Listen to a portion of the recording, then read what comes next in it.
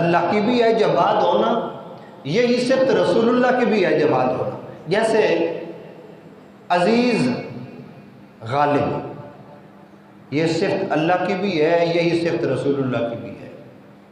رؤوف، یہ صفت اللہ کی بھی ہے، اللہ نے یہی صفت اپنے محبوب کو بھی عطا فرمائی.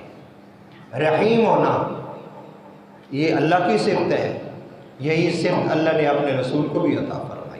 اما بعد فقد قال اللہ تبارک و تعالی فی کلام المجید والفرقان الحمید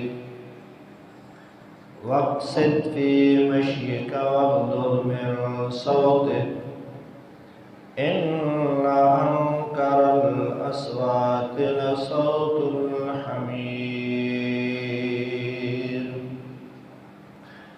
آمنت باللہ صدق اللہ العظیم وصدق رسوله النبی الکریم الامین. یا رب بالمصطفیٰ بلغ مقاصدنا واغفر لنا ما مضى یا واسع الکرم. رب اشرح لی صدری ویسر لی امری واحلل عقدۃ من لسانی یفقہوا قولی. عزیزو، قرآن کریم کی ایک آیت مبارکہ تلاوت کرنے کا شرف حاصل کیا. اسی کے ضمن و ذیل میں چند باتیں آپ کے گوش گزار کروں گا. ارشاد فرمایا واقصد فی مشیک واغضض من صوتک ان انکر الاصوات لصوت الحمیر. فرمایا زمین پہ اعتدال کے ساتھ چلو. زیادہ بھاگنا، ہر جگہ ہی بھاگتے رہنا، بھاگ بھاگ کے کام کرنا، بھاگ بھاگ کے کوئی اور نماز کے لیے آئے ہیں تو اس میں بھی جلدی تیزی سے کام کیا اور بھاگے. تو فرمائے اعتدال رکھو، چلنے میں اعتدال.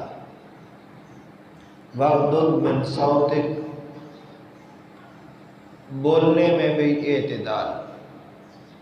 زیادہ اونچی آواز سے بولنا یہ بھی تمہاری شان کے لائق نہیں ہے. مناسب آواز سے، محبت سے، پیار سے، اخلاق سے. کیونکہ زیادہ چیخ کے بولنے سے بھی آپ کسی کو سمجھا رہے ہیں تو اس کو سمجھ نہیں آئے گی.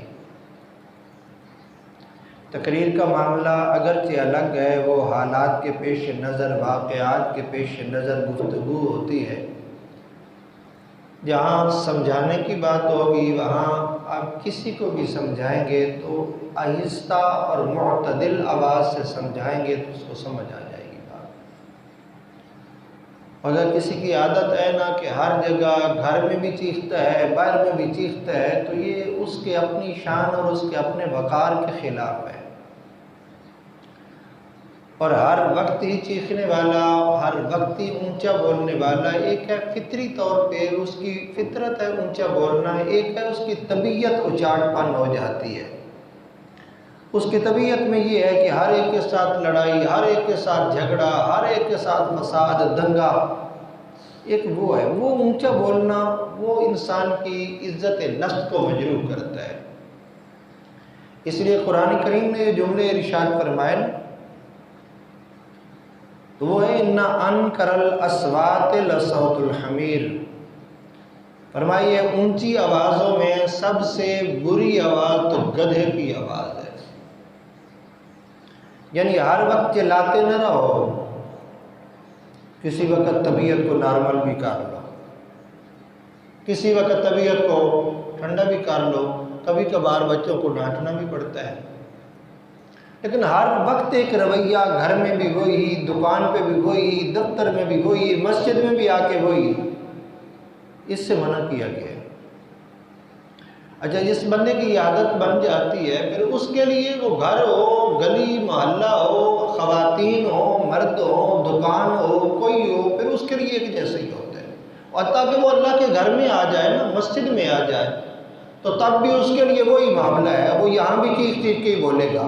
آپ بہت سارے لوگوں کو دیکھتے ہوں گے جو مسجد میں بھی اونچی اونچی آواز سے چیخ چیخ کے مسجد میں بھی بولتے ہیں، اوئے تم یہ نہ کرو، اوئے تم یہ کر رہے ہو، تو نے یہ کیا، میں نے یہ، مسجد میں بھی چیخ چیخ نہیں، اعتدال رکھو، اپنی آوازوں کو پست رکھو، آہستہ آواز رکھو، یہ آپ کے اپنی شان اور وقار کے لائق ہے۔ بلکہ قرآن کریم نے جو آپ کی اور میری، ہم امت مصطفیٰ ہیں، جو قرآن نے ہماری شان بیان کی ہے نا، وہ یہ ہے وَكَذَلِكَ جَعَلْنَاكُمْ أُمَّةً وَسَطًا، اللہ نے تمہیں امت وسط بنایا ہے، معتدل امت اللہ نے تمہیں بنایا ہے، معتدل امت۔ اگرچہ ہم ساری امتوں کے بعد دنیا میں آئے، لیکن اللہ نے افضل بنایا ہے اس امت مصطفیٰ کو، مرتبے والا بنایا ہے، مقام والا بنایا ہے امت مصطفیٰ کو، عزت و رتبے والا بنایا ہے امت مصطفیٰ کو۔ تو ہر شے میں اعتدال، بات کرنے میں، چلنے میں، گفتگو کرنے میں، کھانے پینے میں، بلکہ وہ ایک جملہ ہم استعمال کرتے ہیں، چادر دیکھ کے پاؤں، اعتدال۔ مقصد کیا ہے؟ اعتدال کے ساتھ۔ ایسا نہیں ہے کسی اور کا سلسلہ دیکھ کے خود بھی ویسے شرجو اور پھر مانگنا شروع کر دو۔ اعتدال کے ساتھ، برابری کے ساتھ، افراط و تفریط سے بچ جانا، یہ اعتدال ہے۔ یعنی عمل ایسا کرنا نہ اس میں بہت کمی ہو نہ زیادتی ہو، افراط و تفریط سے کہا جاتا ہے، نہ بہت کمی ہو نہ بہت زیادتی ہو، درمیانہ چلنے والا، درمیانہ بولنے والا، درمیانی طبیعت والا، ہر ایک کو پسند آتا ہے بندہ،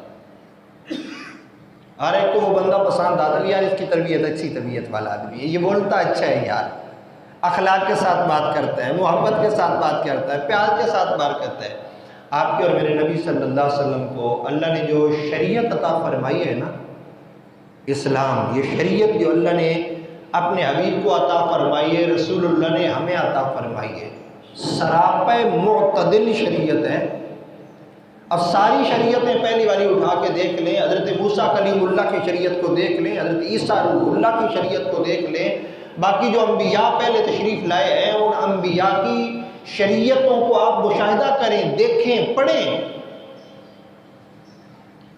جیسی شریعت اللہ نے اپنے نبی کو عطا فرمائی ہے نہ ایسی شریعت اللہ نے کسی کو نہیں عطا فرمائی، معتدل، کسی طرف بھی ایسی نہیں ہے کہ کوئی زیادتی ہو یا بہت کمی ہو، معتدل، بالکل برابر والا۔ بلکہ اگر میں یہ کہوں تو وہ بے جا نہ ہوگا کہ اللہ نے اہل سنت کو بڑا معتدل بنایا ہے، اہل سنت کو اللہ نے بڑا معتدل بنایا ہے، معتدل طبیعت کے لوگ ہیں اہل سنت والے۔ نہ ادھر مثلا دیکھیں کچھ لوگ ہیں وہ صرف اور صرف اہل بیت کی طرف جھک جاتے ہیں، صحابہ کو اچھا نہیں جانتے، کچھ لوگ ہیں صرف صحابہ کی طرف جھک جاتے ہیں، اہل بیت کو اچھا نہیں جانتے، کچھ لوگ ہیں جو نبی کریم صلی اللہ علیہ وسلم کی شان اطہر کے بارے میں بھی ابھی بھی متجسس ہیں، ابھی بھی فکر میں ہے کہ یہ تھی یہ نہیں تھی، یہ ایسے تھے یہ ویسے تھے یہ ایسے تھے، کچھ اولیاء کے بارے میں، کچھ امہات المومنین کے بارے میں۔ اہل سنت کو لے لیجیے گا، اہل بیت کی باری آئے گی یہ تب بھی جھک جائیں گے، صحابہ کی باری آئے گی تب بھی جھک جائیں گے، انبیاء کی باری آئے گی تب بھی جھک جائیں گے، اولیاء کی باری آئے گی تب بھی جھک جائیں گے، یعنی معتدل طبیعت الحمدللہ۔ اور اس میں بھی ہمیں شکر ادا کرنا چاہیے، بلکہ ہمارے استاد گرامی فرمایا کرتے تھے اہل سنت ہی حق ہیں، اور حق جو ہے نا وہ بڑا گہرا ہوتا ہے، وہ جلدی جلدی سمجھ نہیں آتا۔ اہل سنت کو لوگ چھوڑ کے کیوں چلے جاتے ہیں؟ کچھ لوگ دیوبندی ہو گئے، کچھ لوگ کسی اور طبقے میں چلے گئے، کوئی کسی طبقے میں چلا گیا، کیوں بلا؟ اس لیے کہ فرماتے ہیں حق گہرا ہوتا ہے، اس گہرائی کو سمجھ نہیں آتی ان کو، وہ گہرائی ان کو سمجھ نہیں آتی، اس لیے چھوڑ کے چلے جاتے ہیں، دوسری طرف چلے جاتے ہیں۔ یہ ایسا خزانہ ہے۔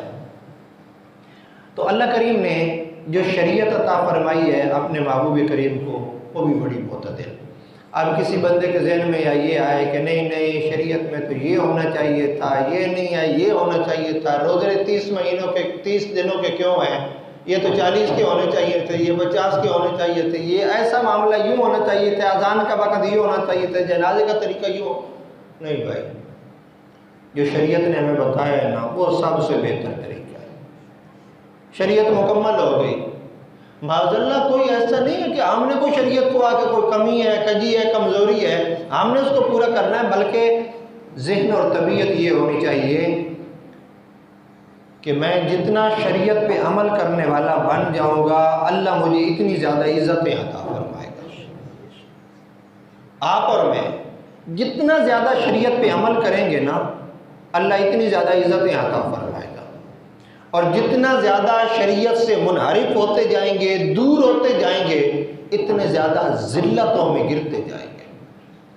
شریعت میں ہی اجازت ہے، شریعت میں ہی عزت ہے، شریعت میں ہی مرتبہ اور مقام ہے۔ کسی کے ذہن میں آئے کہ نہیں نہیں میں نے فلاں کمی رہ گئی ہے شریعت کی میں نے پوری کرنی ہے، تو وہ تو بیچارہ پھر ایمان والا ہی نہیں ہے، کمی اس نے کیا پوری کرنی ہے، اس کے اندر تو پھر ایمان ہی نہیں ہے۔ اس لیے کہ شریعت تو مکمل ہو گئی، الیوم اکملت لکم دینکم واتممت علیکم نعمتی ورضیت لکم الاسلام دینا، شریعت تو مکمل ہو گئی ہے۔ اب کسی کے ذہن میں یہ بات آئے کہ میں نے شریعت کو مکمل کرنا ہے، میں نے اس کو پورا کرنا ہے، یہ کام ایسے نہیں ایسے ہونا چاہیے، تو وہ بیچارہ تو پھر بے دین ہے، وہ تو ایمان والا ہی نہیں ہے، تو اس کا تو قرآن پہ ہی ایمان نہیں ہے۔ قرآن کہتا ہے شریعت مکمل ہو گئی، دین مکمل ہو گیا، اسلام مکمل ہو گیا، تو اب وہ پتہ نہیں کس چیز کو مکمل کرتا پھرتا ہے۔ شاہ عبدالحق محدث دہلوی رحمۃ اللہ تعالیٰ علیہ نے اس آیت مبارکہ کے تحت لکھا ہے کہ جو کچھ ممکن ہے نا، ممکنات میں جو کچھ ہے وہ اللہ نے سب کچھ عطا کیا، یعنی کوئی ایسی شے نہیں ہے کہ جو اللہ کی ممکن نہ ہو اللہ کے لیے۔ لیکن شاہ عبدالحق محدث دہلوی فرماتے ہیں کہ کچھ چیزیں ایسی ہیں بھی، انہوں نے اس آیت کے تحت لکھا ہے کہ اللہ جواد ہے۔ جواد یہ سخی سے بھی اوپر والی صفت ہوتی ہے، سخی نیچے والی صفت ہے، جواد اوپر والی۔ آپ قرآن کریم اٹھا کے دیکھیں نا تو جہاں رسول اللہ کے نام ہے نا تو حضور کے مبارک صفاتی ناموں میں ایک صفت حضور کی جواد ہے، یعنی یہی صفت اللہ کی بھی ہے جواد ہونا، یہی صفت رسول اللہ کی بھی ہے جواد ہونا۔ جیسے عزیز غالب یہ صفت اللہ کی بھی ہے، یہی صفت رسول اللہ کی بھی ہے۔ رؤوف یہ صفت اللہ کی بھی ہے، اللہ نے یہی صفت اپنے محبوب کو بھی عطا فرمائی۔ رحیم ہونا یہ اللہ کی صفت ہے، یہی صفت اللہ نے اپنے رسول کو بھی عطا فرمائی ہے۔ یعنی بہت ساری ایسی چیزیں ہیں جو اللہ نے اپنے محبوب کو، تو یہ جواد اللہ جواد بھی ہے، یعنی یہ سخی سے بھی اوپر والا درجہ ہے، جواد سب کچھ عطا کرنے والا۔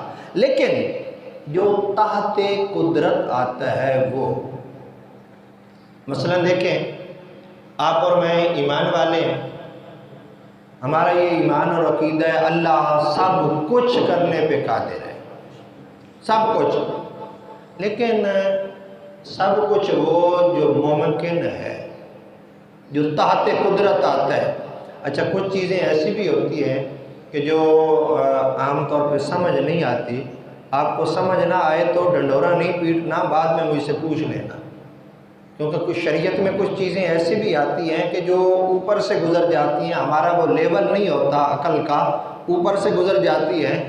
تو میں ایک دو مثالیں دے کے سمجھانے کی کوشش آپ کو کروں گا، لیکن پھر بھی سمجھ نہ آئے نا تو آپ بعد میں نا ضرور پوچھ لیجئے گا کہ یہ بات سمجھ۔ السلام علیکم ورحمۃ اللہ وبرکاتہ۔ بیان کا آگے والا حصہ سننے کے لیے ہمارے یوٹیوب چینل اسلام کی دعوت کو سبسکرائب کیجیے، شکریہ۔